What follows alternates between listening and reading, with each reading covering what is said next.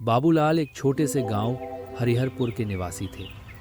गांव के कोने में एक कच्चा घर, सामने नीम का पेड़ और बगल में 2 एकड़ जमीन, बस यही उनकी दुनिया थी। खेतों की मिट्टी से उनका रिश्ता जन्म से था। सुबह सूरज उगते ही हल लेकर खेतों की ओर निकल पड़ते और शाम होते होते थक कर लौटते। गोमती, उनकी पत्नी, चूल्हे पर रोटियां सेंकती और बाबूलाल बैठकर गुड़ वाली चाय के साथ दिन भर की बातें करते। उनकी दुनिया साधारण थी पर संतोष से भरी हुई। एक ही बेटा था रवि। बाबूलाल ने बहुत मेहनत करके रवि को पढ़ाया, खुद भूखे सोए पर बेटे की फीस कभी नहीं रोकी। उनकी यही इच्छा थी कि बेटा बड़ा आदमी बने और उनके जैसे खेतों में पसीना न बहाना पड़े। रवि ने भी पढ़ाई में मेहनत की और कॉलेज पास करते ही दिल्ली की एक बड़ी कंपनी में नौकरी पाली। बाबूलाल और गोमती की खुशी का ठिकाना न रहा। गांव में सबको बड़े गर्व से बताते, हमारा बेटा अब ऑफिसर बन गया है।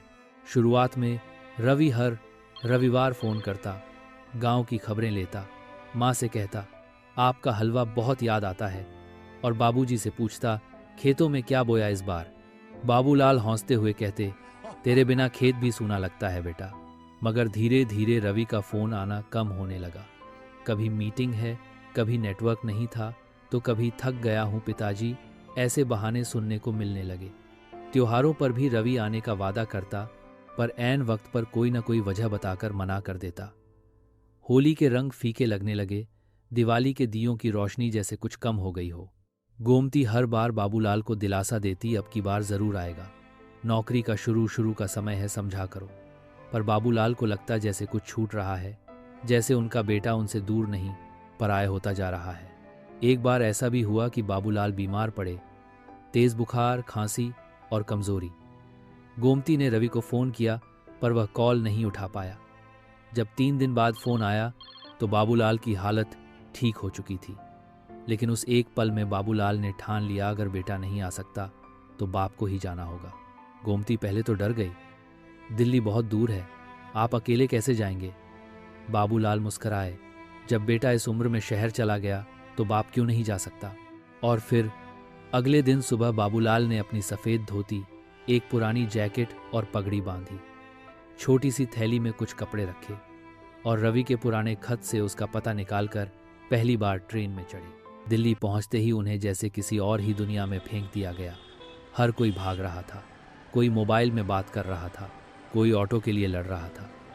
बाबूलाल को लगा जैसे यहाँ किसी को किसी की फिक्र नहीं। बड़ी मुश्किल से पता पूछते पूछते वो रवि की बिल्डिंग तक पहुंचे। वहां के सुरक्षाकर्मी ने उन्हें रोका, कहाँ जाना है।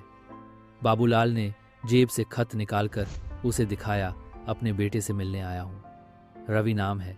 गार्ड ने ऊपर कॉल किया, सर कोई बाबा आए हैं, कह रहे हैं पिताजी हैं आपके। थोड़ी देर बाद लिफ्ट से रवि नीचे उतरा। उसे देखकर बाबूलाल की आंखें भर आईं। उनका बेटा अब सूट बूट में था, हाथ में लैपटॉप बैग और माथे पर हल्की झुंझलाहट। पिताजी आपने बताया क्यों नहीं, मैं खुद आता लेने। बाबूलाल ने बस इतना कहा, बेटा कब तक इंतजार करते, देखने चला आया कि तू ठीक है या नहीं। रवि ने उन्हें ऊपर अपने फ्लैट में ले जाकर बैठाया। घर में सब कुछ था, मशीनें, चमक, आराम, बट उस घर में एक अजीब सी खामोशी थी। न गाय का रंभाना, न सुबह की मुर्गे की बांग, न गोमती की आवाज़, सब कुछ मशीनी और बेजान। बाबूलाल ने देखा कि रवि दिन भर ऑफिस चला जाता, रात को देर से आता, खाना ऑर्डर करता और मोबाइल में खोया रहता। बाबूलाल के सवालों का जवाब हूँ और ठीक है तक सीमित रह गया था। उन्हें समझ आ गया थारवे इस दुनिया में इतना उलझ चुका है कि अब उसमें उनके लिए जगह कम पड़ रही है। एक रात जब रवि देर से आया और बिना कुछ बोले अपने कमरे में चला गया तो बाबूलाल बालकनी में बैठकर आसमान की ओर देख रहे थे। दिल्ली का आसमान गांव जैसा नहीं था, यहाँ तारे नहीं दिखते थे। अगली सुबह उन्होंने रवि से कहा, बेटा अब लौटता हूँ, खेत बुला रहे हैं, गोमती भी अकेली होगी। रवि ने बस सिर हिलाया और ऑफिस के लिए निकल गया। बाबूलाल वापस गांव लौट आए। ट्रेन की खिड़की से बाहर देखते हुए उन्होंने सोचा शायद बेटा अब कभी पूरी तरह लौटेगा ही नहीं। पर गांव पहुंचकर उन्होंने अपने दिल की उदासी को काम में लगा दिया। उन्होंने खेतों को फिर से संवारना शुरू किया। गांव के बच्चों को बुलाकर हल चलाना सिखाया, गोमती के साथ चूल्हे पर बैठकर गप्पें की, स्कूल में बच्चों को पर्यावरण के बारे में बताने लगे। हर रविवार गांव के चौपाल में लोगों को इकट्ठा करके नई तकनीकें समझाते।